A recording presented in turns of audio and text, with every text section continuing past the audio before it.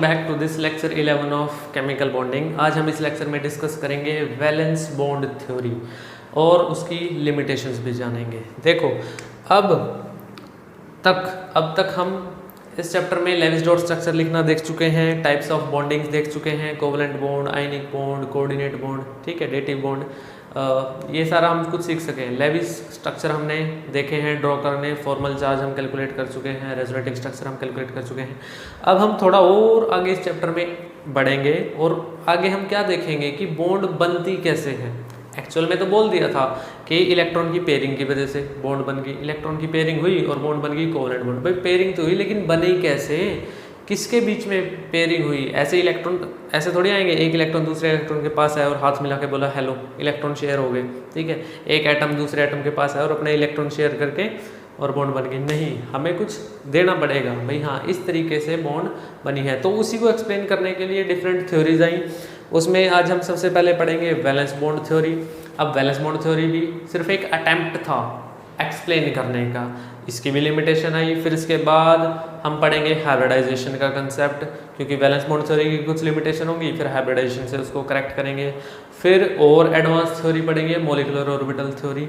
तो ऐसे ही हम चलते जाएंगे इस चैप्टर में, और मॉलिक्यूलर ऑर्बिटल थ्योरी जो कि एक एडवांस थ्योरी है वहाँ तक हम डिस्कस करेंगे, जहाँ हमें ये लगेगा कि हाँ सब कुछ हम कैलकुलेट कर सकते हैं, सही है, वो एडवांस थ्योरी है। तो अब जैसे वैलेंस बॉन्ड थ्योरी है, क्लास 12 तक हम सिर्फ वैलेंस बॉन्ड थ्योरी का वैलेंस बॉन्ड थ्योरी जो पढ़ते हैं वो नॉन मैथमेटिकल ट्रीटमेंट पढ़ते हैं। नॉन मैथमेटिकल ट्रीटमेंट मतलब वैसे तो ये थ्योरी ये भी बहुत कॉम्प्लेक्स थ्योरी है, हायर क्लासेस में तो इसका मैथमेटिकल ट्रीटमेंट करना पड़ता है। जैसे दिल्ली यूनिवर्सिटी में फर्स्ट सेमेस्टर में एमएससी फर्स्ट सेमेस्टर में क्वांटम केमिस्ट्री आती है, तो उसके अंदर पढ़ना पड़ता है सारा का सारा, ठीक है, डीप में इसका मैथमेटिकल ट्रीटमेंट। लेकिन क्लास 12 के लेवल से हम सिर्फ नॉन मैथमेटिकल ट्रीटमेंट ही पढ़ते हैं। एनसीईआरटी में भी साफ लिखा हुआ कि यही पढ़ना है हमें, ठीक है। अब ये वाली जो थ्योरी है वो भी फाइनल थ्योरी नहीं है, इसके बाद इसकी लिमिटेशन पढ़ेंगे, फिर और थ्योरी पढ़ेंगे। अभी हम देखेंगे कि बेसिकली ये थ्योरी है क्या। देखो ये थ्योरी हमें बताती है कि कोवलेंट बॉन्ड कैसे बनती है। ये थ्योरी बोलती है कि जब दो एटम एक दूसरे के पास आएंगे और उनके बीच में कोवलेंट बॉन्ड बनेगी, मतलब शेयरिंग करने से बॉन्ड बनेगी। तो शेयरिंग का मतलब है उनके जो ऑर्बिटल्स हैं, एटम के जो ऑर्बिटल्स हैं वो ओवरलैप करेंगे। जो बॉन्ड बनेगी वो एटॉमिक ऑर्बिटल्स के ओवरलैप करने से बॉन्ड बनेगी, ठीक है। एटॉमिक ऑर्बिटल्स आप सबने चैप्टर 2 में पढ़ रखे हैं, एटॉमिक ऑर्बिटल्स ये सारे पढ़े हैं ना भाई। एस ऑर्बिटल कैसा होता है, स्फेरिकल, ठीक है। पी ऑर्बिटल के बारे में पढ़ा होता है ऐसे डम्बल शेप, ठीक है। डी ऑर्बिटल के बारे में पढ़े हैं, डी ऑर्बिटल 5 हैं, पांचों की शेप आपने पढ़ी है, ठीक है। D X Y, D Y Z, ठीक है, D X square Y square, D Z square, donut shape, वो सारी चीज़ें आप लोगों ने पढ़ी हुई है। तो वीबीटी को समझने से पहले हमें किस किस चीज़ की नॉलेज होनी चाहिए? हमें एक तो एटॉमिक ऑर्बिटल्स की नॉलेज होनी चाहिए जो आप लोगों ने चैप्टर 2 के अंदर पढ़ा है। दूसरी हमें नॉलेज होनी चाहिए वीबीटी को अंडरस्टैंड करने से पहले इलेक्ट्रॉनिक कन्फिग्रेशन की। हमें इलेक्ट्रॉनिक कन्फिग्रेशन लिखने आनी चाहिए भाई। कार्बन है 1s2 2s2 2p2, ये जनरल सी बातें हैं, ठीक है। और थर्ड हम इसमें देखेंगे ओवरलैपिंग ऑफ एटॉमिक ऑर्बिटल्स। वो मैं आपको दिखाऊंगा कि ओवरलैपिंग कैसे होती है, positive overlapping, negative overlapping, zero overlapping. तो ये सारी चीज़ें हम इस चैप्टर में डिस्कस करेंगे। ये कुछ मैंने जो मेन पॉइंट्स हैं इस थ्योरी के, वो मेन पॉइंट्स मैंने यहाँ 3 पॉइंट्स लिखे हुए हैं। क्या? देखो ये थ्योरी हमें क्या बताती है? According to this theory, formation of covalent bond occurs due to the overlapping of atomic orbitals of combining atom. जब भी दो एटम आए उनके बीच में कोवलेंट बॉन्ड बन रही है, तो इसका मतलब उनके जो एटॉमिक ऑर्बिटल्स हैं, एटम के अंदर ऑर्बिटल है ना भाई, देखो H और H एक दूसरे के पास आए, दोनों के बीच में कोवलेंट बॉन्ड बन रही है। हमें पता है H का कितना इलेक्ट्रॉन, 1, इस H के भी 1 इलेक्ट्रॉन। तो कॉन्फ़िगरेशन क्या है? 1s1, इसका भी 1s1, ठीक है। 1s का मतलब क्या है? इसका एक इलेक्ट्रॉन पड़ा है किसमें? s ऑर्बिटल में। स्फेरिकल होता है s ऑर्बिटल, यहाँ से भी क्या है? s orbital. अब ये दोनों क्या करेंगे? कोवलेंट बॉन्ड बनाने का मतलब है इन दोनों के बीच में क्या होगी? ओवरलैपिंग होगी, एटॉमिक ऑर्बिटल्स में ओवरलैपिंग हो गई, ठीक है। एटॉमिक ऑर्बिटल्स में ओवरलैपिंग का मतलब क्या है भाई? एक एटम में एक इलेक्ट्रॉन था, उस इलेक्ट्रॉन का मतलब क्या है भाई, इलेक्ट्रॉन क्लाउड था, ठीक है, दूसरे का इलेक्ट्रॉन क्लाउड था। अब जहाँ पर दोनों एटम्स के इलेक्ट्रॉन क्लाउड इंटरपेनिट्रेट हो जाएं, मर्ज हो जाएं, इंटरपेनिट्रेट हो जाएं या फिर मर्ज हो जाएं, ओवरलैप कर जाएं, वो हो गई एटॉमिक ऑर्बिटल्स की ओवरलैप, और इसी को बोल दिया कि कोवलेंट बॉन्ड बन गई, ठीक है। तो इस थ्योरी ने क्या बोला भाई, कोवलेंट बॉन्ड कैसे बनती है, ओवरलैपिंग ऑफ एटॉमिक ऑर्बिटल्स की वजह से। सेकंड है भाई, greater is the overlapping, greater will be the strength of bond formed, ठीक है भाई, जितना ज़्यादा ओवरलैपिंग होगा एटॉमिक ऑर्बिटल्स के बीच में, दो एटम्स के एटॉमिक ऑर्बिटल्स के बीच में जितना ज़्यादा ओवरलैपिंग होगा उतनी स्ट्रॉन्ग बॉन्ड बनेगी, जितना ज़्यादा ओवरलैपिंग उतना ज़्यादा इलेक्ट्रॉन क्लाउड दोनों के बीच में कॉमन है, ठीक है, उतना ज़्यादा क्या बनेगी, स्ट्रॉन्ग बॉन्ड बनेगी। Third, directional orbital show greater overlapping than non directional orbital. Directional orbital आपको पता है जिनकी एक पर्टिकुलर डायरेक्शन है, जैसे पी ऑर्बिटल्स है भाई, पी ऑर्बिटल जैसे आपने पढ़े हैं, जैसे सपोज करो ये एक्स एक्सिस, ये वाई एक्सिस और ये जेड एक्सिस, ठीक है, ऐसे है ना, ऐसे ले लिया, ठीक है, जैसे ये x ले लो, ये y ले लो, ये z ले लो, ठीक है। तो पी जेड क्या होगा z एक्सिस पे, पी एक्स क्या होगा x एक्सिस पे, और पी वाई क्या होगा y एक्सिस पे। तीनों p ऑर्बिटल हैं, तीनों p ऑर्बिटल क्या होंगे, परपेंडिकुलर होते हैं, ये पता है ना, चैप्टर 2 में पढ़ा है कि जो p ऑर्बिटल्स हैं वो तीनों क्या होते हैं, आपस में परपेंडिकुलर होते हैं, px, py और pz। तो देखो अब जो px पे प्रेजेंट है, मतलब जो x डायरेक्शन में प्रेजेंट है p ऑर्बिटल, इसकी एक अपनी डायरेक्शन है। ऑर्बिटल का मतलब क्या होता है, ऑर्बिटल आपने पढ़ा है, ऑर्बिटल का मतलब क्या होता है, इट इज द स्पेस या area where the probability of finding the electron is maximum. वो जगह है जहाँ पर इलेक्ट्रॉन के मिलने की संभावना है, उसको क्या बोल देते हैं एटम के अंदर, उसको क्या बोलते हैं हम, ऑर्बिटल बोलते हैं, ठीक है। एटम के अंदर उसको हम ऑर्बिटल बोलते हैं, इलेक्ट्रॉन का ऑर्बिटल। बहुत सारे पढ़े आपने, S orbital, P orbital, D orbital, F orbital, ठीक है। वो एक कमरे की तरह नहीं है, ऑर्बिटल कोई एक कमरे की तरह नहीं होता कि जहाँ जैसे हम अपने घर में कमरे में रहते हैं कि इसकी बाउंड्री के बाहर नहीं जाना, इलेक्ट्रॉन के लिए ऐसा नहीं है। वो जस्ट एक प्रोबेबिलिटी है कि भाई 90% से ऊपर यहाँ मिलता है, उसके बाहर भी हो सकता है, क्योंकि हम इलेक्ट्रॉन इतना छोटा है, उसकी फिक्स पोजीशन के बारे में एकदम बात नहीं करते, तो हम इलेक्ट्रॉन की प्रोबेबिलिटी के बारे में बात करते हैं सिर्फ, ठीक है। तो p ऑर्बिटल क्या है, डायरेक्शनल, px है, py है, pz है। तो ये बोल रहा है थर्ड पॉइंट, जो डायरेक्शनल ऑर्बिटल्स हैं उनमें ज़्यादा ओवरलैपिंग होगी, मतलब p और p में अगर ओवरलैपिंग करें तो p और p में जो ओवरलैपिंग है वो ज़्यादा होगी एज कम्पेयर टू s और s में, ठीक है, समझ में आ गया। क्योंकि s ऑर्बिटल क्या है, डायरेक्शनल तो नहीं है ना, s ऑर्बिटल भाई, s क्या है, स्फेरिकल है, वो तो सारी डायरेक्शन में प्रेजेंट है, ये नहीं है कि किसी एक पर्टिकुलर डायरेक्शन में जाएंगे वहीं मिलेगा, ठीक है। s ऑर्बिटल क्या है, नॉन डायरेक्शनल है, p ऑर्बिटल क्या है, डायरेक्शनल, ठीक है। तो जो डायरेक्शनल ऑर्बिटल्स के बीच में ओवरलैपिंग होगी उनमें ज़्यादा ओवरलैपिंग होगी, उतनी स्ट्रॉन्ग बॉन्ड बनेगी, ठीक है। चलो ये तो मैंने बेसिक मेन पॉइंट बता दिए इस थ्योरी के बारे में आपको। अब हम शुरू करते हैं VBT। सबसे पहले देखो हमारी बुक में भी, NCERT में भी, सबसे पहले हमें एक्सप्लेन करना पड़ेगा H2 की फॉर्मेशन VBT से। पहले भी हमने H2 की फॉर्मेशन करी थी उसमें लेक्चर 1 में। हमने देखा था कि भी एटम्स कंबाइन क्यों करते हैं, वो क्या क्यों कंबाइन करते हैं, अपनी पोटेंशियल एनर्जी को लो करने के लिए। अब हम VBT के अकॉर्डिंग देखेंगे। देखो फॉर्मेशन ऑफ H2, और थोड़ा सा इसको फटाफट करेंगे हम, फॉर्मेशन ऑफ H2। देखो भाई, एक हाइड्रोजन एटम, दूसरा हाइड्रोजन एटम, ठीक है। देखो एक हाइड्रोजन एटम के पास क्या क्या है, देखो एक इलेक्ट्रॉन है, लेट करो ये हाइड्रोजन एटम है हमारा A, ये हाइड्रोजन एटम है हमारा B। अब इस A हाइड्रोजन एटम के पास इलेक्ट्रॉन है एक, उसको बोल दिया हमने Ea, और एक है उसके पास न्यूक्लियस, उसको बोल दिया Na। इसके पास भी क्या है, एक इलेक्ट्रॉन और एक न्यूक्लियस। अब देखो जब दो एटम दूर दूर हैं, उनके बीच में कोई इंट्रैक्शन नहीं है, ना तो उनके बीच में फोर्स ऑफ अट्रैक्शन है, ना उनके बीच में फोर्स ऑफ रिपल्शन, ठीक है, बहुत ज़्यादा दूर हैं तो उनके बीच में कुछ भी नहीं है। अब देखो इसमें हम एक्सप्लेन करेंगे कि बॉन्ड कैसे बनती है। फोर्स ऑफ अट्रैक्शन ज़्यादा हो जाए भाई, दो एटम्स के बीच में अगर फोर्स ऑफ अट्रैक्शन ज़्यादा हो जाए तो बॉन्ड बन जाएगी, फोर्स ऑफ रिपल्शन ज़्यादा है तो बॉन्ड नहीं बनेगी। भाई दो चीज़ें हैं ना, एक फोर्स ऑफ अट्रैक्शन होता है, एक फोर्स ऑफ रिपल्शन होता है। दो एटम्स के बीच में अगर फोर्स ऑफ अट्रैक्शन ज़्यादा है, रिपल्शन कम है, तो जुड़ जाएंगे, बॉन्ड बन जाएगी। अगर फोर्स ऑफ अट्रैक्शन कम है, रिपल्शन ज़्यादा है, तो नहीं बनेगी। अब हम देखते हैं कि दो अगर हाइड्रोजन एटम ले तो उनके बीच में अट्रैक्टिव और रिपल्सिव फोर्सेस कितने हैं, देखेंगे अभी। देखो हमें पता है कि इलेक्ट्रॉन न्यूक्लियस से अट्रैक्ट होता है भाई, ठीक है। अपोजिट चार्जेस वाले अट्रैक्ट होंगे, सेम चार्जेस वाले रिपेल करेंगे। तो देखो न्यूक्लियस, ए का न्यूक्लियस बी के न्यूक्लियस को क्या करेगा, रिपेल, ठीक है, रिपेल करेगा, ठीक है। ए का इलेक्ट्रॉन बी के इलेक्ट्रॉन को क्या करेगा, रिपेल। ये तो हो गए रिपल्सिव फोर्सेस। कौन से फोर्सेस हो गए, ये तो हो गई दो रिपल्सिव फोर्सेस। अब अट्रैक्शन फोर्सेस देखो भाई, अट्रैक्शन फोर्सेस क्या होगा, इसका इलेक्ट्रॉन, ए का इलेक्ट्रॉन इसके न्यूक्लियस को अट्रैक्ट होगा, इसका इलेक्ट्रॉन इसके न्यूक्लियस को अट्रैक्ट होगा। तो लिखो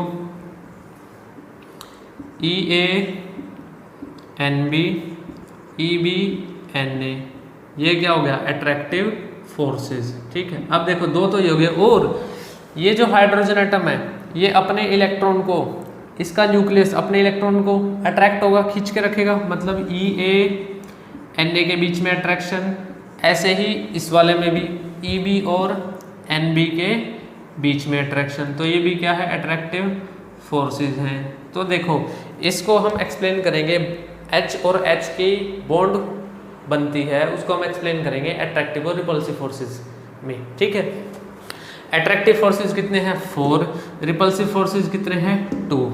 भाई अट्रैक्टिव फोर्स ज़्यादा है, रिपल्सिव फोर्स कम है, तो इसका मतलब हाइड्रोजन हाइड्रोजन पास आकर के क्या बना लेंगे, बॉन्ड बना लेंगे, ठीक है। समझ में आया, अट्रैक्टिव फोर्स ज़्यादा, रिपल्सिव फोर्स कम, तो बॉन्ड बनेगी। अट्रैक्टिव फोर्स कितने हैं, 4, एक का इलेक्ट्रॉन दूसरे के न्यूक्लियस को, दूसरे का इलेक्ट्रॉन अब उसके न्यूक्लियस को, प्लस अपना इलेक्ट्रॉन अपना न्यूक्लियस, अपना इलेक्ट्रॉन अपना न्यूक्लियस, वो भी तो अट्रैक्शन है ना।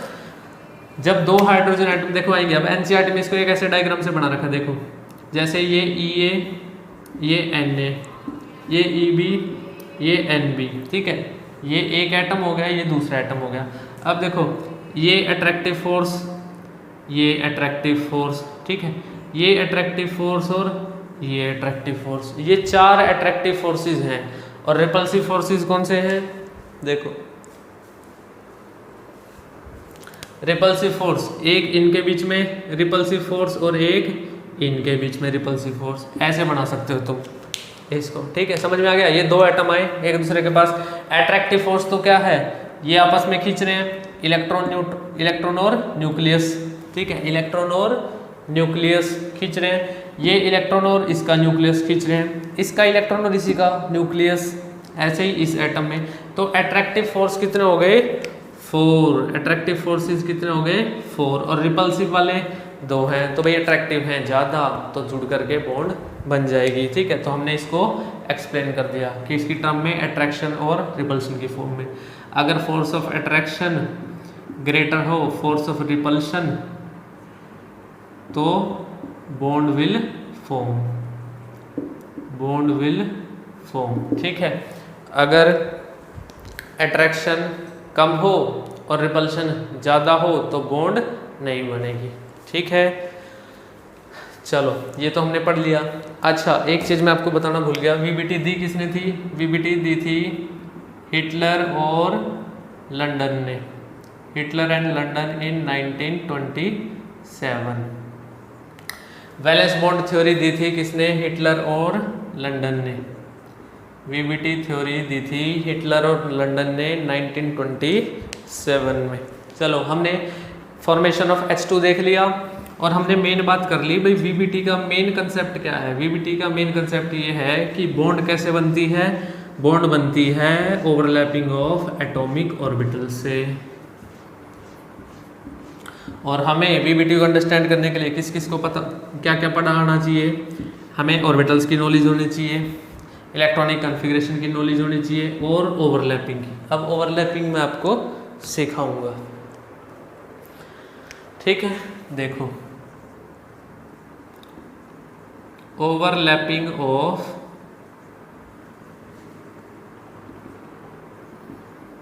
Atomic orbitals. अब हम एटॉमिक ऑर्बिटल्स के ओवरलैपिंग की बात करेंगे। ठीक है, एटॉमिक ऑर्बिटल्स की ओवरलैपिंग की बात करेंगे। देखो 3 तरह की ओवरलैपिंग होती है।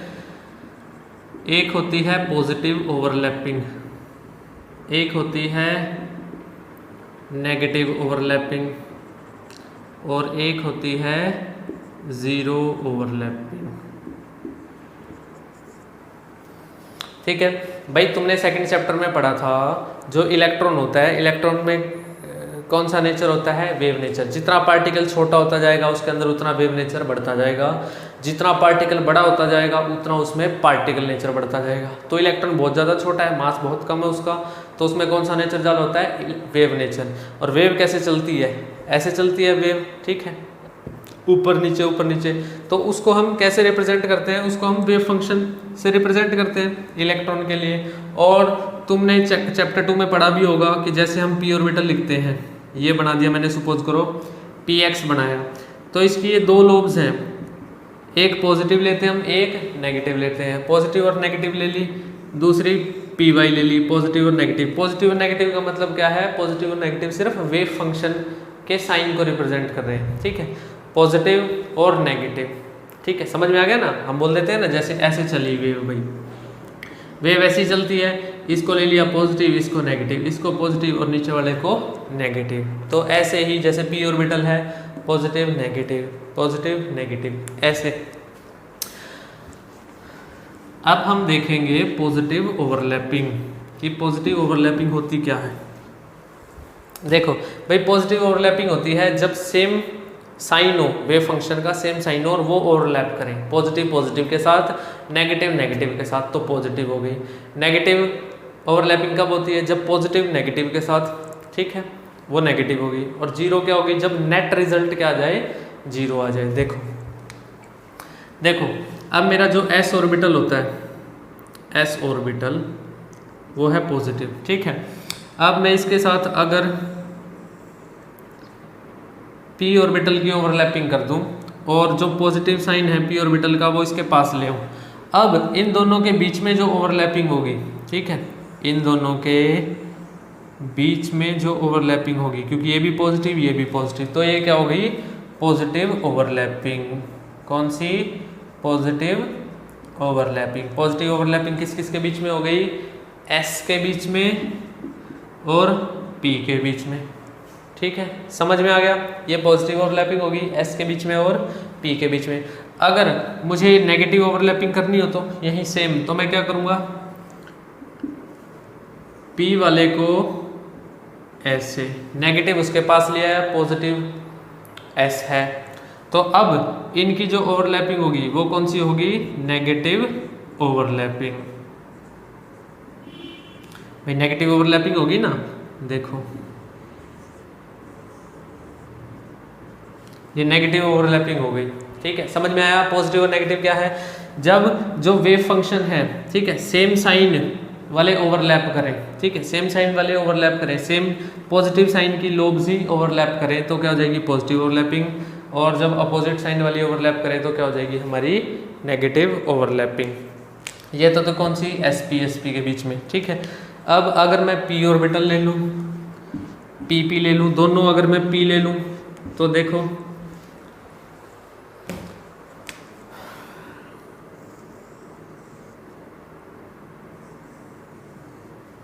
भाई, पॉजिटिव नेगेटिव, देखो दोनों मैंने पी ले लिए, पी और पी, ठीक है, दोनों के पॉजिटिव लोब एक दूसरे के पास है, ओवरलैप कर जाएंगे ऐसे, पॉजिटिव, तो ये कौन सी होगी? Positive overlapping. उल्टा कर दो इसका,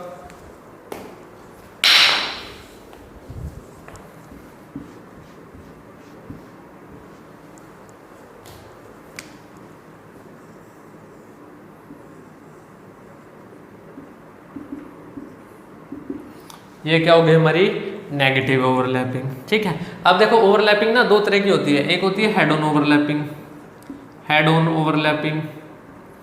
एक होती है साइडवेज ओवरलैपिंग, वो भी आगे डिटेल में बताऊंगा मैं। Sideways overlapping,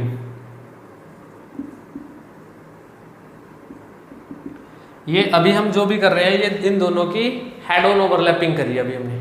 head on overlapping, head on overlapping क्या होती है? देखो भाई मतलब इसका जैसे भाई 3 एक्सिस है, ठीक है, एक्स वाई और जेड एक्सिस, 3 एक्सिस है ना, तो हम एक एक्सिस को मेन एक्सिस मान के चलते हैं। एक एक्सिस को क्या मान के चलते हैं? मेन एक्सिस मान के चलते हैं। जनरली बुक्स में जेड एक्सिस को मेन एक्सिस मान के चलते हैं, उसको इंटरन्यूक्लियर एक्सिस भी बोलते हैं। इंटरन्यूक्लियर एक्सिस, आप कोई भी एक्सिस को इंटरन्यूक्लियर एक्सिस ले सकते हो, पर जनरली बुक्स वाले, सारी बुक्स वाले, एनसीईआरटी भी, ठीक है, और भी जो बुक्स हैं वो जनरली जेड को लेके चलती हैं, इंटरन्यूक्लियर एक्सिस। एक एक्सिस को हमें मेन एक्सिस लेके चलना पड़ता है। अब उस एक्सिस के अलोंग जो ओवरलैपिंग होगी, ठीक है, उस एक्सिस के अलोंग वो तो हो जाएगी हेड ऑन ओवरलैपिंग, ठीक है। अब और उसको छोड़ के बाकी 2 एक्सिस के अलोंग, बाकी 2 एक्सिस में जो ओवरलैपिंग होगी उसको बोलेंगे हम साइडवेज ओवरलैपिंग, ठीक है। अब जैसे जेड एक्सिस है, जैसे लेट करो ये जेड था, पी जेड, ये पी जेड, अब ये जेड एक्सिस दोनों पी जेड ले लिए मैंने, दोनों जेड एक्सिस के अलोंग ओवरलैप कर रहे हैं, तो ऐसे ओवरलैप हो जाएगा, ठीक है। ये हो गया हमारा हेड ऑन ओवरलैपिंग। जो साइडवेज ओवरलैपिंग है वो किस में हो जाएगा? एक्स में और वाई में, क्योंकि जेड को हमने क्या मान लिया? इंटरन्यूक्लियर एक्सिस मान लिया। देखो अभी मैं साइडवेज ओवरलैपिंग करके दिखाऊंगा। ये पीपी के बीच में था पॉजिटिव और नेगेटिव। अब हम साइडवेज ओवरलैपिंग का एग्जांपल देखेंगे। देखो साइडवेज ओवरलैपिंग देखेंगे। साइडवेज ओवरलैपिंग का मतलब है जैसे ये लेट करो मेरा पी एक्स है, ये मेरा पी एक्स है। अब साइडवेज ओवरलैपिंग करवा रहा हूँ, लेकिन कौन सी करवानी है? Positive overlapping. तो ये ऐसे, ये इसका भी पॉजिटिव ऊपर, इसका भी पॉजिटिव ऊपर, इसका नेगेटिव, इसका नेगेटिव। एक्सिस मेन कौन सी है इनमें? जेड एक्सिस को इंटरन्यूक्लियर एक्सिस लेके चल रहा हूँ, लेकिन ओवरलैपिंग कौन सी? ओवरलैपिंग कौन से ऑर्बिटल्स की कर रहे हैं? पी एक्स की, जो एक्स एक्सिस के अलोंग है, ठीक है। तो इनका ओवरलैप कैसे होगा? ऐसे,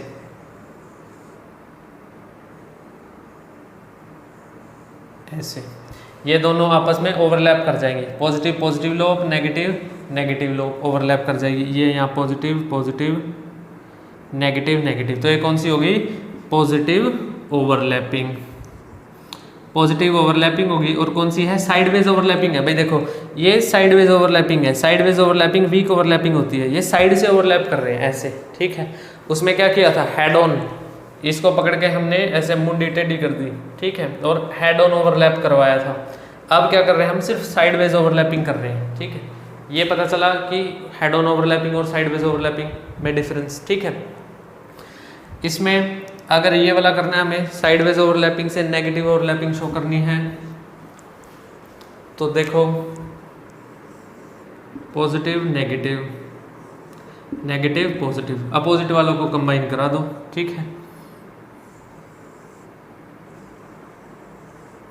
पॉजिटिव नेगेटिव नेगेटिव पॉजिटिव, ये जो ओवरलैपिंग होगी यहाँ पे नेगेटिव ओवरलैपिंग होगी।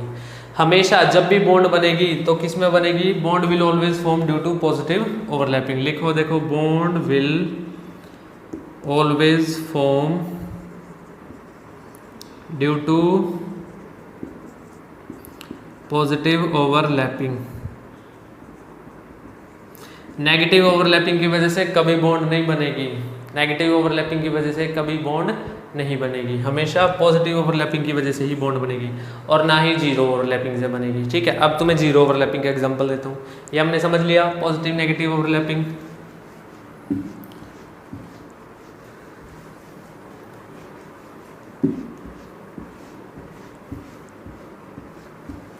देखो अब जीरो ओवरलैपिंग।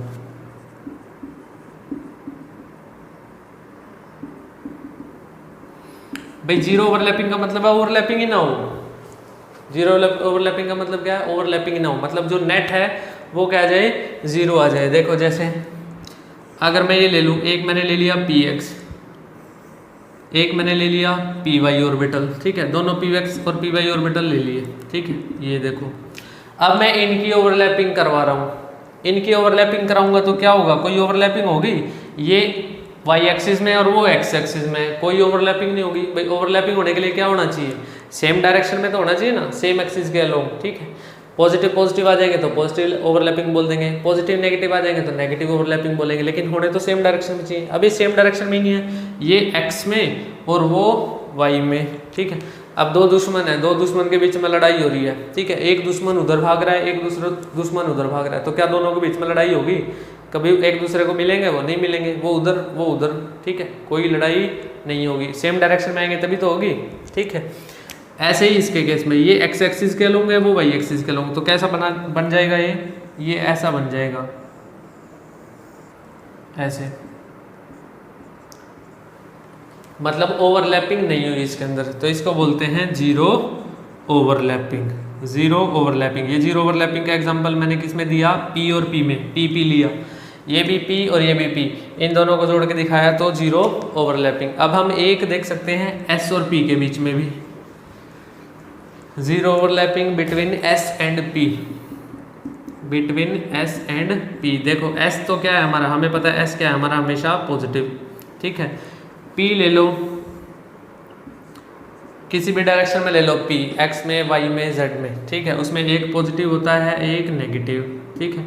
अब ये जब दोनों ओवरलैप करेंगे तो ये कैसे ओवरलैप करेंगे? देखो ऐसे,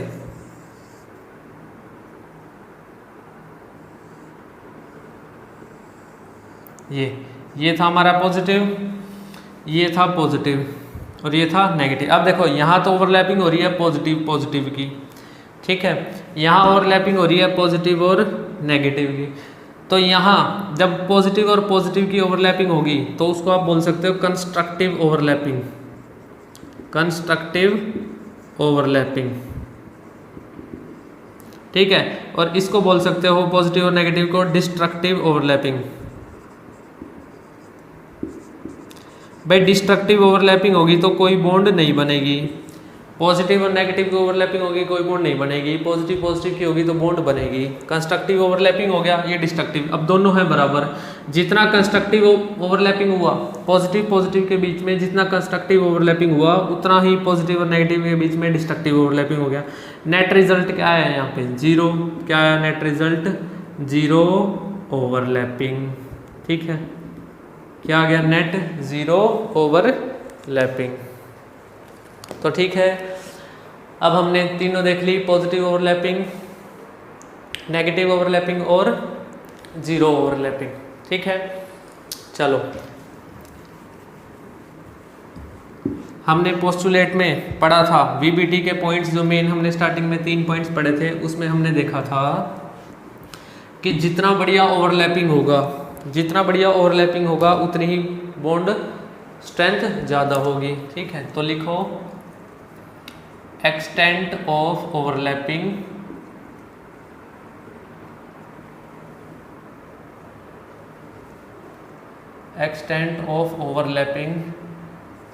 directly gives the strength of bond.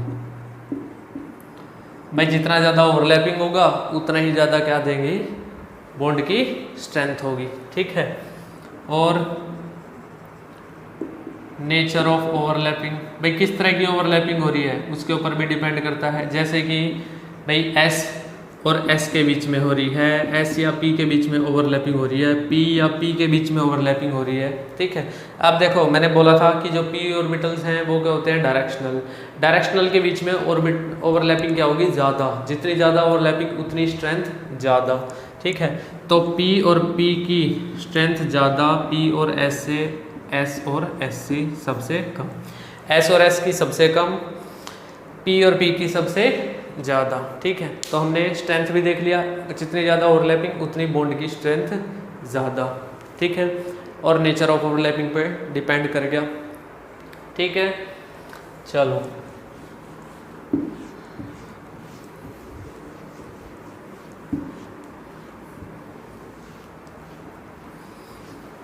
अभी देखो, अब हम दो तरह की बॉन्ड्स पढ़ेंगे, टाइप्स ऑफ बॉन्ड्स।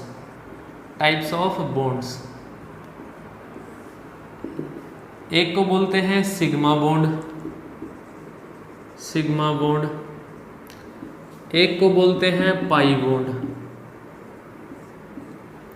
एक को बोलते हैं सिग्मा बॉन्ड, एक होती है पाई बॉन्ड। सिग्मा बॉन्ड जो बनती है, अभी हमने दो तरह की ओवरलैपिंग पढ़ी थी, एक हमने पढ़ी थी हेड ऑन ओवरलैपिंग और एक हमने पढ़ी थी साइडवेज ओवरलैपिंग, ठीक है। तो जो सिग्मा बॉन्ड बनती है वो कैसे बनती है? हेड ऑन ओवरलैपिंग से। लिखो it is formed due to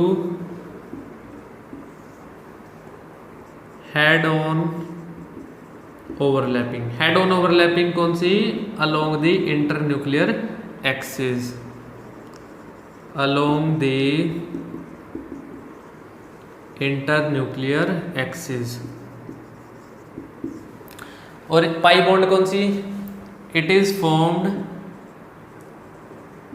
due to sideways overlapping, sideways overlapping. Sideways overlapping को हम लेटरल ओवरलैपिंग भी बोलते हैं।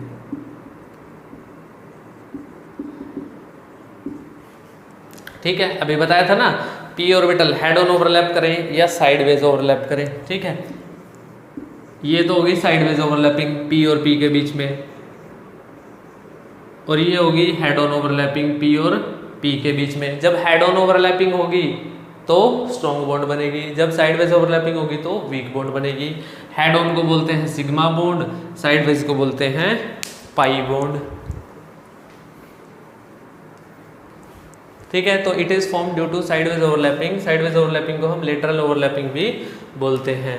दैट इज, अगर ये इंटरन्यूक्लियर एक्सिस के अलोंग में बन रही है तो ये क्या बनेगी? Formed perpendicular to the inter nuclear axis. मतलब जो इनका इलेक्ट्रॉन क्लाउड होगा वो इंटरन्यूक्लियर एक्सिस के परपेंडिकुलर होगा, किसका? पाई बॉन्ड का। और ये हमारी सिग्मा बॉन्ड, इसको रिप्रेजेंट करते हैं ऐसे सिग्मा से, इसको रिप्रेजेंट करते हैं ऐसे पाई से।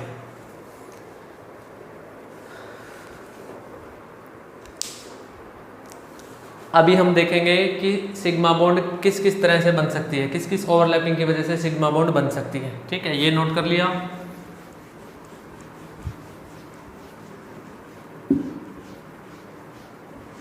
यानी कि सिग्मा बॉन्ड को क्या बोलते हैं? Head on overlapping. Pi bond को क्या बोलेंगे? Sideways overlapping. तो अब हम देखेंगे ये sigma bond that is head on overlapping. भाई हेड ऑन ओवरलैपिंग का मतलब अलोंग इंटरन्यूक्लियर एक्सिस। अब ये तीन तरह से बन सकती है। देखो, एक तो बन सकती है जब एक S और S कंबाइन करे, S और S कंबाइन करे, जैसे कि एक S दूसरा S। ठीक है, हाइड्रोजन का ये हाइड्रोजन। भाई हाइड्रोजन में क्या है? एक हाइड्रोजन एटम में एक इलेक्ट्रॉन है तो 1s1। कन्फिग्रेशन क्या है? 1s1। इसकी भी 1s1। इसका एक इलेक्ट्रॉन S ऑर्बिटल में, इसका एक इलेक्ट्रॉन S ऑर्बिटल में, वो दोनों ओवरलैप कर जाएंगे क्योंकि ये पॉजिटिव है ये पॉजिटिव है, तो ये बन जाएंगे H और H। ठीक है, 1s और 1s। ये कौन सी बॉन्ड बन गई? Sigma bond. ठीक है, पहली जो बॉन्ड बनेगी वो क्या बनेगी? सिग्मा बॉन्ड बनेगी। पहली जो बॉन्ड बनेगी वो सिग्मा बॉन्ड बनेगी, उसके बाद पाई बॉन्ड बनेगी। ठीक है, और कैसे बना? हेड ऑन ओवरलैपिंग से। तो फर्स्ट देख लिया हमने, SS से बना। सेकंड कैसे बन सकती है सिग्मा बॉन्ड? जब एक S हो और एक P हो, एक S और एक P हो। देखो कैसे, ये S, अब मैं यहाँ जो P ले रहा हूँ, P क्या ले रहा हूँ मैं? PZ, और मैं मान के चल रहा हूँ कि Z मेरा क्या है? इंटरन्यूक्लियर एक्सिस है। मैंने Z को इंटरन्यूक्लियर एक्सिस ले रखा है, तो Z के अलोंग जो P ऑर्बिटल है वो हेड ऑन ओवरलैपिंग करेगा। ठीक है, जो हमने इंटरन्यूक्लियर एक्सिस मानी है उस इंटरन्यूक्लियर एक्सिस के अलोंग जो ऑर्बिटल है यानी कि PZ, वो हमेशा हेड ऑन ओवरलैपिंग करेगा। ठीक है, और बाकी दोनों क्या करेंगे? साइडवेज ओवरलैपिंग करेंगे। अगर आपने X को इंटरन्यूक्लियर एक्सिस मान लिया तो जो आपका PX है फिर ये हेड ऑन ओवरलैपिंग करेगा, और PY और PZ साइडवेज ओवरलैपिंग करेंगे। ठीक है, एक्सिस कोई भी मान सकते हो, लेकिन मैं जनरली Z को लेके चल रहा हूँ क्योंकि बुक्स में भी Z को ही लिया हुआ है तो इजी हो जाएगा समझने में, इसलिए। ठीक है, तो Z एक्सिस है इंटरन्यूक्लियर एक्सिस, तो वो क्या करेगी? हेड ऑन ओवरलैपिंग, मतलब पॉजिटिव नेगेटिव। ठीक है, और क्या बन जाएगा? ऐसे पॉजिटिव पॉजिटिव नेगेटिव। यह क्या होगी मेरी? S और P के बीच में हेड ऑन ओवरलैपिंग। कौन सी overlapping? Head on overlapping. SP के बीच में head on overlapping, head on overlapping. ठीक है, इसका एक एग्जांपल देता हूं, देखो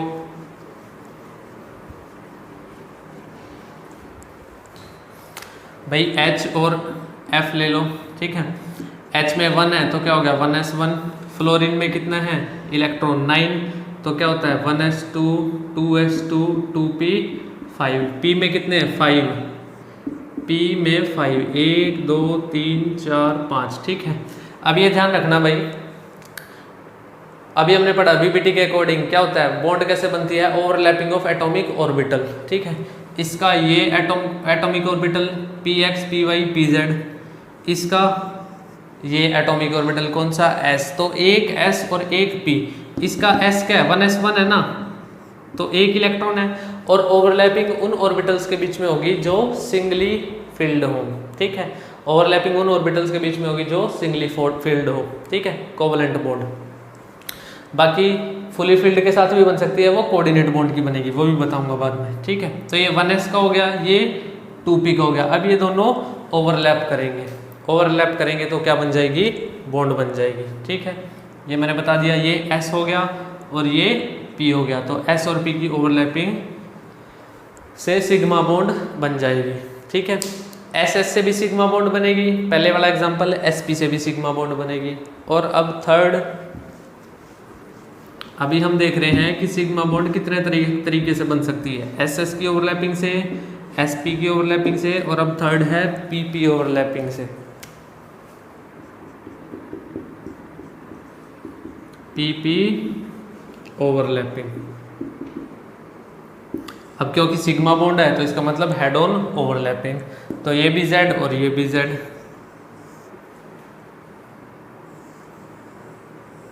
ऐसे। ठीक है, समझ आ गया, ये PZ, ये PZ, that is along internuclear axis. तो पॉजिटिव पॉजिटिव ओवरलैप हो गया, हेड ऑन ओवरलैपिंग होगी, और क्या बन जाएगी, P और P से सिग्मा बॉन्ड बन जाएगी। ध्यान रखना हमेशा जो हेड ऑन ओवरलैपिंग है, head on overlapping is stronger then, ये ज़्यादा स्ट्रोंग है या ग्रेटर है, ठीक है, किससे, साइडवेज ओवरलैपिंग से।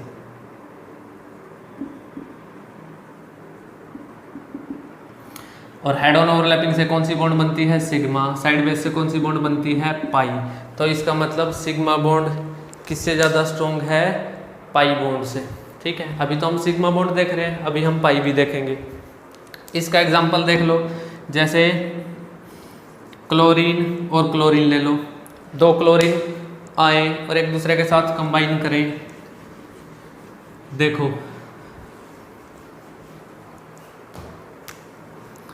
एक chlorine atomic number 17, 1s2 2s2 2p6 3s2 3p5, ये होगी कॉन्फ़िगरेशन।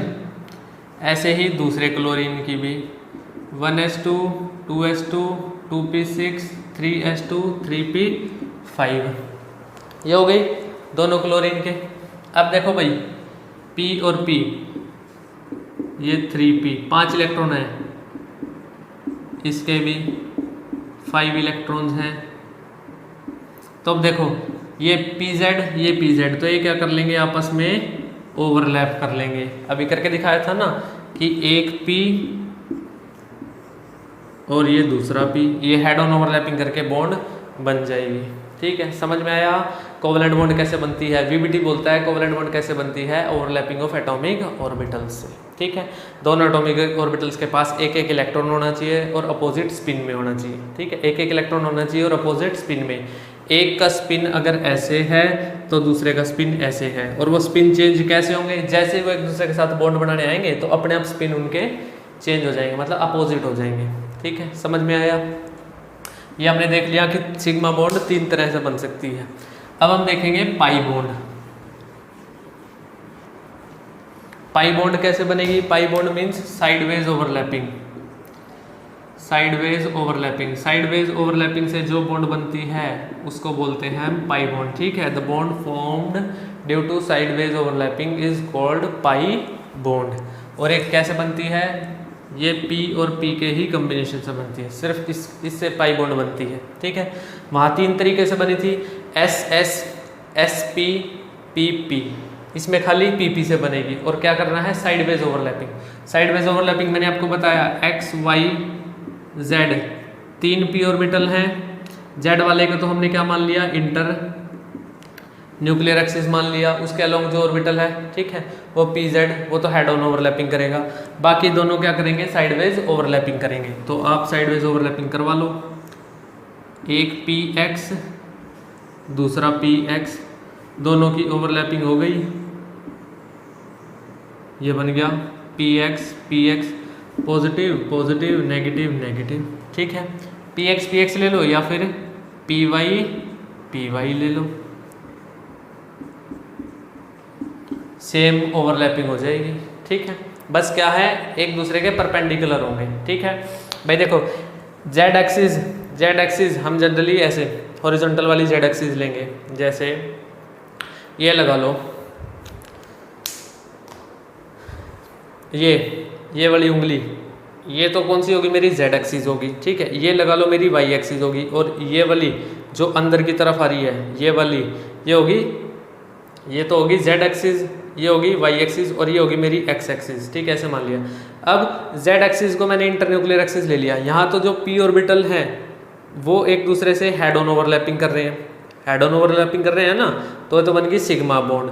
जो बाकी दो हैं, ये पी ऑर्बिटल नीचे वाले, इस वाले पी ऑर्बिटल के परपेंडिकुलर है, इस वाले पी ऑर्बिटल के भी परपेंडिकुलर है, तीनों पी ऑर्बिटल आपस में परपेंडिकुलर हैं। ठीक है, समझ में आया। ये पी जेड से कौन सी बॉन्ड बन गई, हेड ऑन ओवरलैपिंग से सिग्मा बॉन्ड बन गई। अब पी वाई कैसे करेंगे, देखो एक लोब ऊपर नीचे, ऐसे ही एक पी वाई की ऊपर नीचे, तो ऊपर से ओवरलैपिंग करेंगे और नीचे से ओवरलैपिंग करेंगे। ठीक है, समझ आ गया। ऐसे ही ये जेड, ये वाला जेड, ठीक है, ये जेड इधर से करेगा और पीछे से करेगा। ठीक है, परपेंडिकुलर हो गए तीनों। चलो, तो समझ में आया, साइडवेज ओवरलैपिंग से कौन सी बॉन्ड बनेगी, पाई बॉन्ड बनेगी।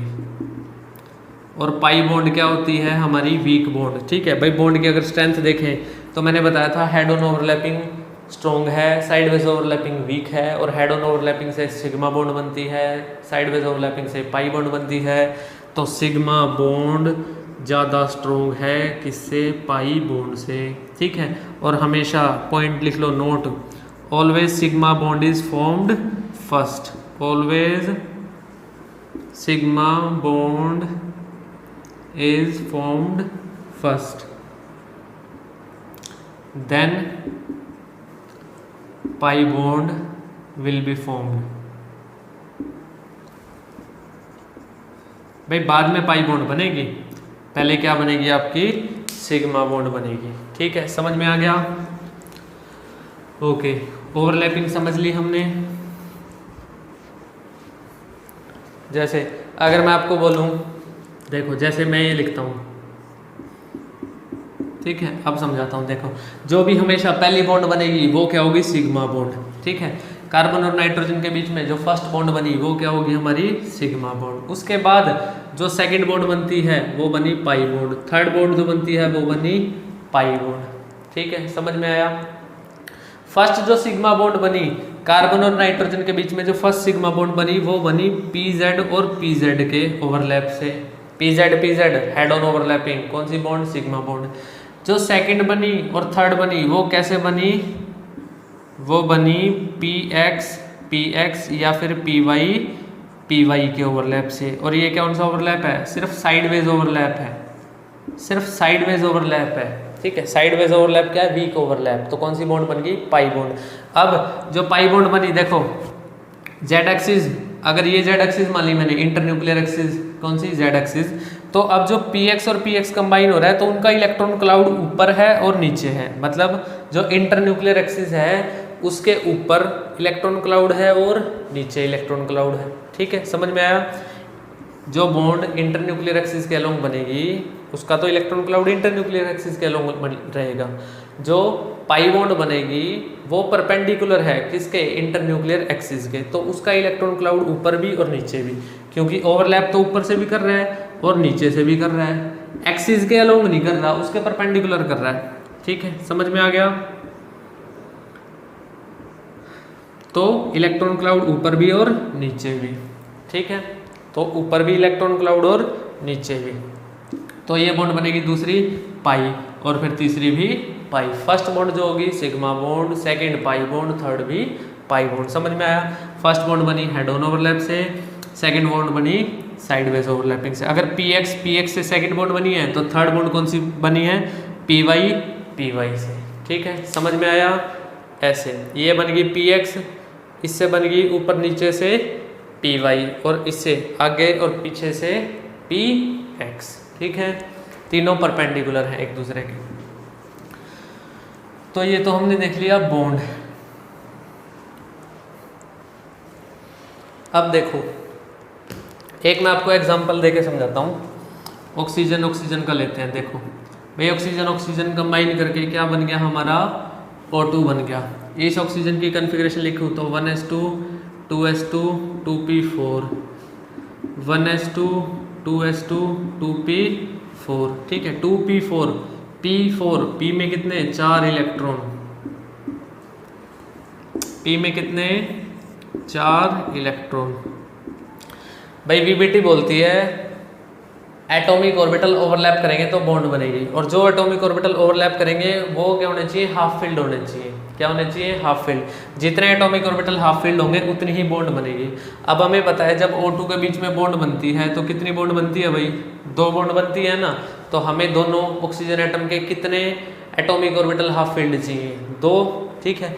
इस ऑक्सीजन के भी 2 हाफ फील्ड है, इसके भी 2, तो इसका एक इसके साथ ओवरलैप कर लेगा, इसका एक इसके साथ ओवरलैप कर लेगा, ठीक है, समझ में आ गया ना? P है 2p4 है तो इसको मान लिया 2px 2py 2pz। ये क्या है? 2px 2py 2pz। 2px का कोई रोल नहीं। अब 2py के साथ कंबाइन करेगा, 2pz के साथ कंबाइन करेगा। सिमिलर एनर्जी वाले ऑर्बिटल ही एक दूसरे के साथ कंबाइन करेंगे, ठीक है। z वाला z वाले के साथ, y वाला y वाले के साथ, x वाला x वाले के साथ, ठीक है। एक पॉइंट ये भी है कि जो सिमिलर एनर्जी वाले ऑर्बिटल हैं वो ही एक दूसरे के साथ ओवरलैप करेंगे। अब z एक्सिस क्या रखी है मैंने? Internuclear axis. तो 2pz और 2pz, 2pz और 2pz तो ऐसे कंबाइन हो जाएंगे। किसके? ऑक्सीजन के। एक बॉन्ड तो ये बन गई, और हेड ऑन ओवरलैपिंग है तो कौन सी बनी? सिग्मा बॉन्ड, ठीक है, तो ये बन गई सिग्मा बॉन्ड। और मैंने बोला था फर्स्ट बॉन्ड कौन सी बनती है? Sigma bond. अब सेकंड जो बॉन्ड बनेगी वो किसके बीच में बनेगी? 2py और 2py के बीच में। 2py ऐसे ये बन गई। ये साइडवेज ओवरलैपिंग से बनी, ऊपर भी और नीचे भी, ठीक है, यानी कि ऐसे था, देखो ऐसे। ये तो हो गए z ऐसे, z से बन गई एक सिग्मा बॉन्ड। ये हो गए 2py। अब यहाँ ले लो तुम, सेंटर में क्या है? ऑक्सीजन एटम है, यहाँ ऑक्सीजन एटम है। ये एक पहले वाले ऑक्सीजन के दोनों p ऑर्बिटल, ये दूसरे वाले ऑक्सीजन के दोनों p ऑर्बिटल। pz ने ओवरलैप करके सिग्मा बॉन्ड बना ली। अब बचे 2py, ठीक है, तो ये इसके साथ पॉजिटिव ओवरलैपिंग, ये नेगेटिव। अब देखो एक इलेक्ट्रॉन क्लाउड पॉजिटिव का ऊपर, एक इलेक्ट्रॉन क्लाउड नेगेटिव का नीचे, तो कौन सी बॉन्ड बन गई? Pi bond. सिग्मा बॉन्ड और पाई बॉन्ड, ठीक है, समझ में आ गया?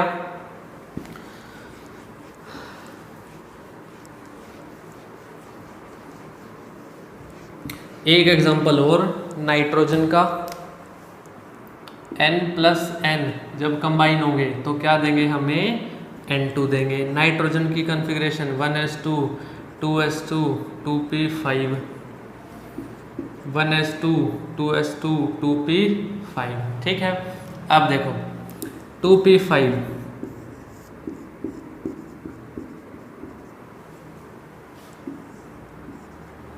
नहीं, सॉरी, 9 इलेक्ट्रॉन कहाँ होते हैं? 3।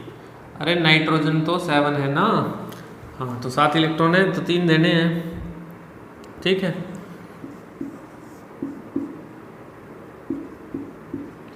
ये ले लो 2px 2py 2pz, 2px 2py 2pz, ठीक है। एक नाइट्रोजन दूसरा नाइट्रोजन, इनके एटॉमिक ऑर्बिटल कंबाइन करेंगे और क्या बना लेंगे?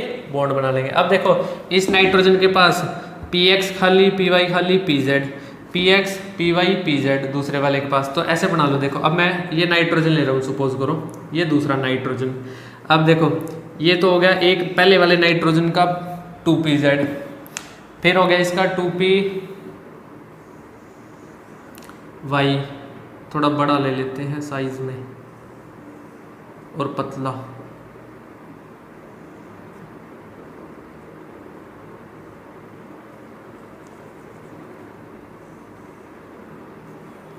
ठीक है, और एक ये हो गया। ये तीनों क्या एक दूसरे से परपेंडिकुलर है क्योंकि 3 एक्सिस के लोग हैं भाई, जेड एक्सिस, वाई एक्सिस और एक्स एक्सिस। ऐसे ही इस वाले नाइट्रोजन पे 2pz, ठीक है, 2py और 2px, ऐसे सॉरी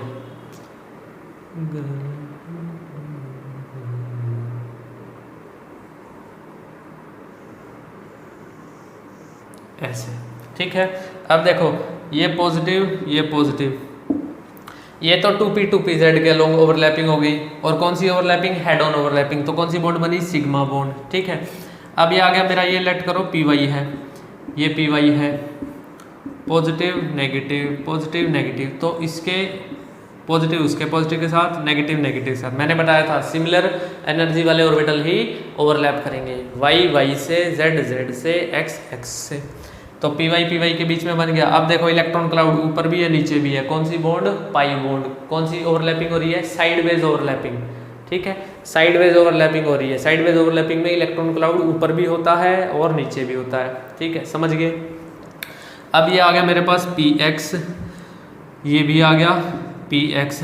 तो इसमें ये पॉजिटिव है, ये नेगेटिव है, ये पॉजिटिव है, ये नेगेटिव है। तो देखो ये ऐसे, इसकी पॉजिटिव इसके साथ और इसका नेगेटिव इसके साथ।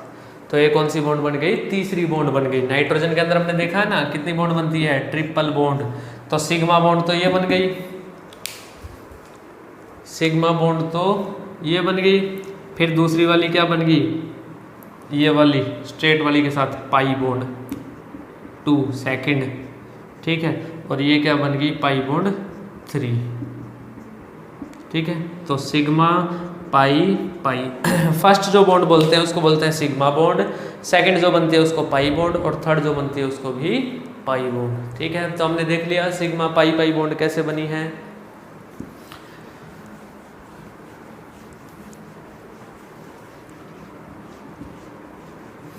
अब देखेंगे हम लिमिटेशन ऑफ वीबीटी। वीबीटी की क्या क्या लिमिटेशंस है, वैलेंस बॉन्ड थ्योरी की क्या क्या लिमिटेशंस है। सबसे फर्स्ट लिमिटेशन है वीबीटी की कि वीबीटी ऑक्सीजन मॉलिक्यूल में बॉन्डिंग तो एक्सप्लेन कर गया कि एक ऑक्सीजन एटम दूसरा ऑक्सीजन एटम दोनों के बीच में 2 बॉन्ड बनती है एटॉमिक ऑर्बिटल्स की ओवरलैप से। लेकिन वीबीटी ये एक्सप्लेन नहीं कर पाया कि जो ऑक्सीजन मॉलिक्यूल है वो पैरामैग्नेटिक कैसे है, ठीक है। ऑक्सीजन मॉलिक्यूल की पैरामैग्नेटिज्म को एक्सप्लेन नहीं कर पाया। ऑक्सीजन मॉलिक्यूल, इसमें ऑक्सीजन के बीच में 2 बॉन्ड तो है, लेकिन ऑक्सीजन क्या है? पैरामैग्नेटिक है। आपने चैप्टर 2 में पढ़ा होगा स्ट्रक्चर ऑफ एटम में डायमैग्नेटिक और पैरामैग्नेटिक। डायमैग्नेटिक वो होता है जिसमें इलेक्ट्रॉन पेयर्ड होते हैं, पैरामैग्नेटिक वो होता है जिसमें इलेक्ट्रॉन पेयर्ड नहीं होते, कुछ इलेक्ट्रॉन अनपेयर्ड रह जाते हैं, ठीक है। तो पैरामैग्नेटिक, डायमैग्नेटिक। अब जो हमारा O2 है ऑक्सीजन, वो क्या है? पैरामैग्नेटिक है। वीबीटी इसको एक्सप्लेन नहीं कर पाया, तो लिखेंगे it fails to explain the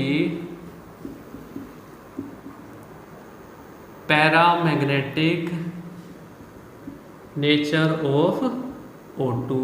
ये इसकी फर्स्ट लिमिटेशन है। सेकंड लिमिटेशन देखो, जो वीबीटी था, वीबीटी ने ये तो बता दिया कि ऑक्सीजन के बीच में डबल बॉन्ड, नाइट्रोजन के बीच में ट्रिपल बॉन्ड, हाइड्रोजन के बीच में single bond. VBT diatomic molecules की बॉन्डिंग तो एक्सप्लेन कर गया, लेकिन जैसे ही हम पॉलीएटॉमिक मॉलिक्यूल्स पे आते हैं, पॉलीएटॉमिक मॉलिक्यूल मतलब वो मॉलिक्यूल जिनके अंदर 2 से ज़्यादा एटम्स हों, पॉलीएटॉमिक मॉलिक्यूल पे जैसे ही हम आते हैं वीबीटी फेल हो जाती है उनका बॉन्ड एंगल एक्सप्लेन करने में। जैसे देखो मैं आपको एग्जांपल देके समझा रहा हूँ। हम एग्जांपल लेंगे, देखो फॉर एग्जांपल हम CH4 लेते हैं, ठीक है, CH4 लेते हैं। CH4 की बॉन्डिंग एक्सप्लेन करते हैं हम वैलेंस बॉन्ड थ्योरी के according. Carbon atomic number 6, configuration लिखते हैं 1s2 2s2 2p2, ठीक है। और कितने हाइड्रोजन हैं? 4 हाइड्रोजन हमारे पास, हाइड्रोजन हाइड्रोजन हाइड्रोजन और हाइड्रोजन, हर एक का एटॉमिक नंबर 1 1 1 1, ठीक है। कॉन्फ़िगरेशन लिखेंगे तो 1s1 1s1 1s1 और 1s1, ठीक है। अब देखो भाई कार्बन को 4 बॉन्ड बनानी है हाइड्रोजन के साथ, ठीक है। वीबीटी बोलती है कि एक बॉन्ड बनेगी तो कैसे बनेगी? एटॉमिक ऑर्बिटल्स की ओवरलैप की वजह से। अब कार्बन को 4 बॉन्ड बनानी है हाइड्रोजन के साथ, तो कार्बन के 4 एटॉमिक ऑर्बिटल्स हाफ फिल्ड होने चाहिए ताकि वो 4 ऑर्बिटल्स इन 4 हाइड्रोजन्स के साथ ओवरलैप कर सकें। अब ये जो कॉन्फ़िगरेशन है, इलेक्ट्रॉनिक कॉन्फ़िगरेशन, ये ग्राउंड स्टेट कॉन्फ़िगरेशन है कार्बन की। तो क्या करेंगे, एक कॉन्फ़िगरेशन और लिखेंगे, उसको बोलते हैं एक्साइटेड स्टेट कॉन्फ़िगरेशन। तो 1s2 2s1 2p3। अब देखो जो s में एक इलेक्ट्रॉन था, 2 थे ना, एक इलेक्ट्रॉन हमने आगे शिफ्ट कर दिया, 2s1 2p3। तो इसका क्या हो गया, देखो 2s1 और 2p में 3, 4 ऑर्बिटल कर दिए हमने अनपेयर्ड, और 4 ही किसके हैं? हाइड्रोजन के हैं। 4 ही किसके हैं? हाइड्रोजन के हैं। अब एक एक हाइड्रोजन कार्बन के एक एक एटॉमिक ऑर्बिटल्स के साथ ओवरलैप कर लेगा, ठीक है। 1s इसके साथ, ये इसके साथ, ये इसके साथ और ये इसके साथ। ये हमारा 2px, ये 2py 2pz, ठीक है। अब बनाते हैं इसको ऐसे, देखो ये आ गया भाई कार्बन, ठीक है। कार्बन के 3 p ऑर्बिटल लेट करो, एक ये हो गया हमारा भाई, ये ऐसे ही लेंगे ना, तीनों परपेंडिकुलर लेंगे, एक ये और एक ये हो गया हमारा z एक्सिस के अलोंग, ठीक है। ये तो हो गया हमारा 2pz, ये 2pz, ये हो गया हमारा 2py और ये ले लो 2px, ठीक है। अब देखो 2pz के साथ एक हाइड्रोजन ओवरलैप कर रहा है, हाइड्रोजन का क्या है? 1s कैसा होता है? स्फेरिकल, तो ऐसे बना देंगे, एक इलेक्ट्रॉन इसका ओवरलैप हो गया, ठीक है। फिर ऐसे ही 1s और 2px और 2py हो गए भाई, ठीक है, समझ में आ गया। ये 3 2p और 3 हाइड्रोजन कर दिए। अब रह कौन गया? 2s रह गया और इसका 1s रह गया। कार्बन के पास 2s कैसा होता है? स्फेरिकल, तो ये ले लो 2s कि ये कार्बन के पास 2s स्फेरिकल है। इसके साथ हाइड्रोजन का स्फेरिकल एटॉमिक ऑर्बिटल आ गया, एक ओवरलैप यहाँ हो गया। अब देखो हमें पता है ये तीनों p ऑर्बिटल क्या है? परपेंडिकुलर है। तीनों p ऑर्बिटल परपेंडिकुलर है, तो भाई बॉन्ड एंगल कितना होना चाहिए? 90 डिग्री का बॉन्ड एंगल होना चाहिए, ठीक है, समझ में आया। अकॉर्डिंग टू वीबीटी इतना होना चाहिए। लेकिन जब एक्चुअल मीथेन के मॉलिक्यूल को देखा गया, स्टडी किया गया, उसका बॉन्ड एंगल निकाला गया, तो वो बॉन्ड एंगल मिलता है 109 डिग्री का। ये बॉन्ड एंगल होता है मीथेन का, और वीबीटी के अकॉर्डिंग आएगा कितना? 90 डिग्री, ठीक है, 90 डिग्री आएगा बॉन्ड एंगल। अगर हम हाइड्रोजन कार्बन और इस हाइड्रोजन का ले लें, ठीक है, 90 डिग्री आएगा। भाई बॉन्ड एंगल आ रहा है 109, वो दिखा रहा है 90, तो इसका मतलब वीबीटी क्या हो गई? फेल हो गई। वीबीटी पॉली एटॉमिक मॉलिक्यूल्स में बॉन्ड एंगल एक्सप्लेन करने में फेल हो गई, यानी वीबीटी पॉली एटॉमिक के लिए एप्लीकेबल नहीं है। तो इसका मतलब हमें कुछ नया कंसेप्ट देखना पड़ेगा जो इनको एक्सप्लेन कर सके। अब वो पढ़ेंगे हम नेक्स्ट लेक्चर में, हाइब्रिडाइजेशन एक्सप्लेन करेगा इसको। फिर उसके बाद एडवांस थ्योरी पढ़ेंगे, मॉलिक्यूलर ऑर्बिटल थ्योरी, वो और अच्छे से मॉलिक्यूल्स को एक्सप्लेन करेगा, ठीक है। तो ये तो सारी थ्योरीज हैं। एक थ्योरी आई, पहले हमने स्टार्टिंग में पढ़ा लेविस थ्योरी, ऑक्टेट रूल, ठीक है, वो फंडामेंटल रूल नहीं है, ठीक है, फंडामेंटल रूल नहीं है वो, हमने उसकी लिमिटेशन भी देखी। फिर हम वीबीटी पे आए, अभी हम वैलेंस शेल इलेक्ट्रॉन पे रिपल्शन थ्योरी पढ़ेंगे। फिर हम अब हाइब्रिडाइजेशन पढ़ेंगे नेक्स्ट लेक्चर में। फिर उसके बाद मॉलिक्यूलर ऑर्बिटल थ्योरी पढ़ेंगे। तो ये सारी थ्योरी मिलके, कोई कुछ एक्सप्लेन कर रहा है, कोई कुछ एक्सप्लेन कर रहा है, कोई कुछ एक्सप्लेन कर रहा है, ये सारी मिलके एक्सप्लेन करेंगी, ठीक है, पूरे को, ठीक है। सबसे एडवांस थ्योरी है मॉलिक्यूलर ऑर्बिटल थ्योरी, वो सबसे अच्छी है, वो हम पढ़ेंगे नेक्स्ट लेक्चर में। तो ये समझ में आ गया लिमिटेशन क्या है। फर्स्ट लिमिटेशन पैरामैग्नेटिक नेचर नहीं एक्सप्लेन कर पाया O2 का, और दूसरा क्या था? पॉलीएटॉमिक मॉलिक्यूल्स में बॉन्ड एंगल नहीं एक्सप्लेन कर पाया, मतलब उनको एक्सप्लेन नहीं कर पाया, बॉन्डिंग ही एक्सप्लेन नहीं कर पाया, ठीक है। चलो, तो दोनों लिमिटेशन हो गई। आज हमने क्या पढ़ा? आज हमने complete valence bond theory discuss कर ली है। उसकी लिमिटेशंस कर ली, सिग्मा बॉन्ड पाई बॉन्ड देख लिया, ओवरलैपिंग देख लिया, एटॉमिक ऑर्बिटल्स का ओवरलैप होता है, ठीक है।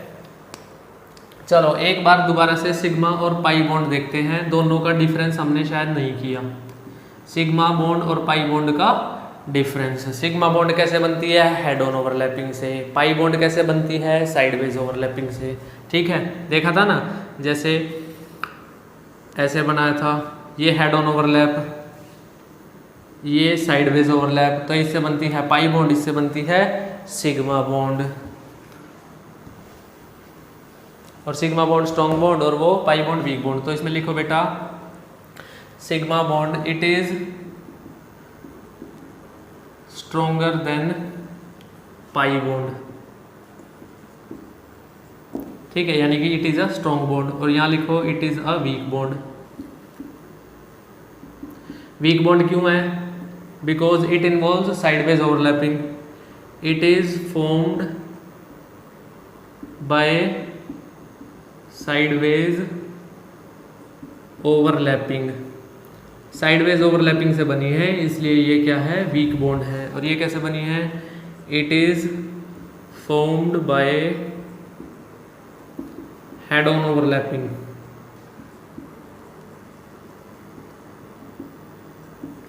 अब देखो सिग्मा बॉन्ड कैसे बनी थी,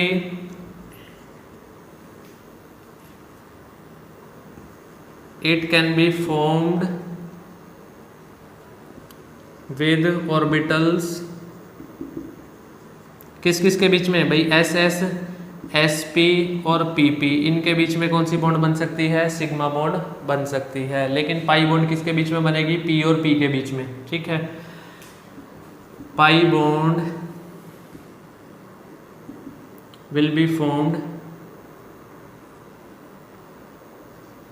between PP, ठीक है। पाई बॉन्ड बनेगी PP के बीच में, सिग्मा बॉन्ड बनेगी SS, SP और PP के बीच में। अब देखो पाई बॉन्ड तुमने देखा था, जैसे ऑक्सीजन है, ऑक्सीजन एक ऑक्सीजन,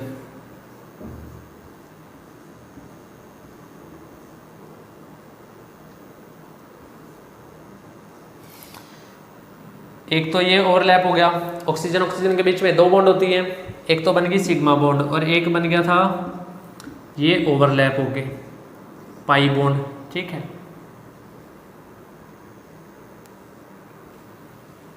एक तो बन गई थी हेड ऑन ओवरलैपिंग से सिग्मा बॉन्ड, एक बन गई थी पी वाई से साइडवेज ओवरलैपिंग होकर के सेकंड बॉन्ड पाई बॉन्ड, ठीक है। तो ये दो बॉन्ड एक्सप्लेन कर दी। अब देखो भाई अगर पाई बॉन्ड है, ठीक है, दो बॉन्ड पाई बॉन्ड है, तो उसके केस में हम मॉलिक्यूल को फ्रीली रोटेट नहीं कर सकते। इस मॉलिक्यूल को पकड़ो तुम, ऑक्सीजन मॉलिक्यूल है सेंटर में, ऊपर से जुड़ा है नीचे से, इसको रोटेट करोगे तो बॉन्ड टूटेगी ना, तो इसका मतलब फ्री रोटेशन पाई बॉन्ड में पॉसिबल नहीं है। जबकि सिग्मा बॉन्ड में ऐसा कोई दिक्कत नहीं, एक बॉन्ड बन रही है हाइड्रोजन हाइड्रोजन के बीच में, फ्री रोटेशन हो सकती है। तो लिखो free rotation is allowed in sigma bond along internuclear axis. और इसमें क्या होगा, no free rotation is allowed,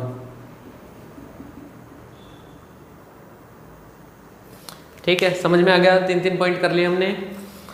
sigma bond में फ्री रोटेशन अलाउड है, पाई बॉन्ड में फ्री रोटेशन अलाउड नहीं है। स्ट्रॉन्ग बॉन्ड कौन सी, सिग्मा, वीक पाई।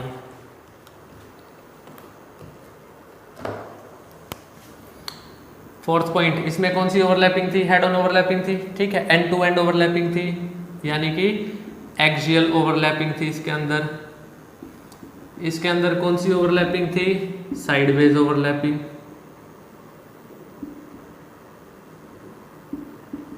साइडवेज ओवरलैपिंग से जो बॉन्ड बनेगी पाई बॉन्ड, एक्सियल ओवरलैपिंग से यानी head on overlapping, head on overlapping, head on बोल सकते हो इसको, या एंड टू एंड ओवरलैपिंग, इससे जो बॉन्ड बनेगी वो कौन सी है, हमारी सिग्मा बॉन्ड। अब जो इलेक्ट्रॉन क्लाउड है, इसमें अलोंग इंटरन्यूक्लियर एक्सिस है, इसमें electron cloud above the plane है और बिलो द प्लेन है, मॉलिक्यूलर प्लेन के, ठीक है। इसमें लिखो electron cloud is along the inter nuclear axis. ठीक है, इलेक्ट्रॉन क्लाउड क्या है, is along the inter nuclear axis. इसमें क्या है, it consist of two electron cloud one above the inter nuclear axis and one below the inter nuclear axis. ठीक है, that is perpendicular to the inter nuclear axis. भाई perpendicular हो गया ना, head on overlap, एक ऊपर से एक नीचे से, तो वो परपेंडिकुलर है। ठीक है, तो ये हमने डिफरेंस कर लिया सिग्मा बॉन्ड का और पाई बॉन्ड का।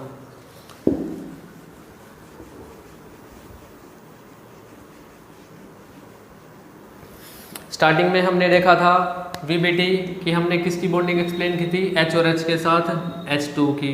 फोर्स ऑफ अट्रैक्शन ज़्यादा तो बॉन्ड बनेगी, फोर्स ऑफ रिपल्शन कम तो बॉन्ड नहीं बनेगी। ये मैंने आपको फर्स्ट लेक्चर में भी एक्सप्लेन किया था। फर्स्ट लेक्चर में हमने क्या किया था, potential energy versus inter nuclear distance को प्लॉट किया था ना, हाइड्रोजन हाइड्रोजन के केस में इंटर न्यूक्लियर डिस्टेंस। भाई देखो, और कुछ ग्राफ अपना कुछ ऐसा आया था, कर्व ऐसा आया था कुछ अपना।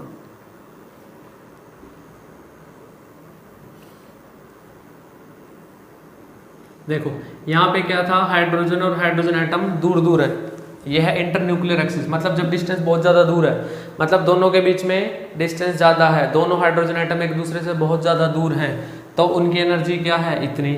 जैसे जैसे वो एक दूसरे से पास आने लगेंगे, मतलब फोर्स ऑफ अट्रैक्शन इंक्रीज होगा, स्टेबिलिटी इंक्रीज होगी और उनकी एनर्जी डिक्रीज होती जाएगी। यहाँ आके वो और पास आ गए, और इस पॉइंट पे आके ये मिनिमम पोटेंशियल एनर्जी है। क्या है, मिनिमम पोटेंशियल एनर्जी। इस पॉइंट पे आके वो एक दूसरे के साथ क्या कर जाएंगे, ओवरलैप, मतलब जुड़ जाएंगे, बॉन्ड बन जाएगी उनके बीच में। ठीक है, जहाँ पे मिनिमम पोटेंशियल एनर्जी हो जाएगी वहाँ पे मतलब क्या है, उनके बीच में बॉन्ड फॉर्म हो गई। उससे ज़्यादा और पास लेके आएंगे तो फिर वो रिपल्शन करना शुरू करेंगे।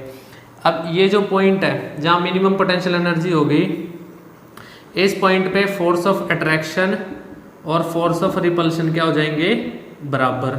भाई फोर्स ऑफ अट्रैक्शन और रिपल्शन बराबर हो गए, ना अट्रैक्ट कर रहा है ना रिपेल कर रहा है, मतलब फिक्स हो गए। बॉन्ड लेंथ उनकी ठीक है, स्टेबल हो गए, जितनी बॉन्ड लेंथ है वो उतनी रहेगी। यहाँ पे बॉन्ड लेंथ कितनी है, 74 पिकोमीटर। मतलब जब हाइड्रोजन एक दूसरे से जुड़ गए, स्टेबल हो गए, मिनिमम पोटेंशियल एनर्जी आ गई, उस टाइम उनकी बॉन्ड लेंथ कितनी है, 74 पिकोमीटर। ठीक है, ये पोटेंशियल एनर्जी कर्व से एक्सप्लेन कर दिया, फर्स्ट लेक्चर में भी एक्सप्लेन किया था। आज हमने वीबीटी पढ़ ली, जो चीज़ें वीबीटी एक्सप्लेन नहीं कर पाई वो हम नेक्स्ट लेक्चर में पढ़ेंगे, उसको एक्सप्लेन करेगा हाइब्रिडाइजेशन। उसके बाद फिर हम वैलेंस शेल इलेक्ट्रॉन पे रिपल्शन थ्योरी पढ़ेंगे, फिर हम मॉलिक्यूलर ऑर्बिटल थ्योरी पढ़ेंगे, और उसके बाद हाइड्रोजन बॉन्डिंग, और फिर चैप्टर हो जाएगा खत्म। एक थ्योरी आई, वो सारी चीज़ें एक्सप्लेन नहीं कर पाई, फिर दूसरी थ्योरी, फिर वो कुछ चीज़ें एक्सप्लेन कर पाई, फिर दूसरी थ्योरी। अब लेविस जो ऑक्टेट रूल हमने पढ़ा था, ऑक्टेट रूल पढ़ा ना, उसने सब कुछ तो एक्सप्लेन नहीं किया, फंडामेंटल रूल नहीं था वो, उसकी भी लिमिटेशन थी, लेकिन कुछ हद तक वो सही निकला। फिर हमने लेविस डॉट स्ट्रक्चर्स लिखने शुरू करे, फिर फॉर्मल चार्ज, फेजान्स रूल, ठीक है, ये सारी चीज़ें पढ़ी, और अब थ्योरीज पढ़ रहे हैं। तो थ्योरी जब एंड थ्योरी पढ़ेंगे, मॉलिक्यूलर ऑर्बिटल थ्योरी, तो बहुत सारी चीज़ें, मोस्टली चीज़ें हमें समझ आ चुकी होंगी। ठीक है, तो आज के लेक्चर में इतना ही। नेक्स्ट लेक्चर हम रखेंगे हाइब्रिडाइजेशन के ऊपर। And thanks for watching.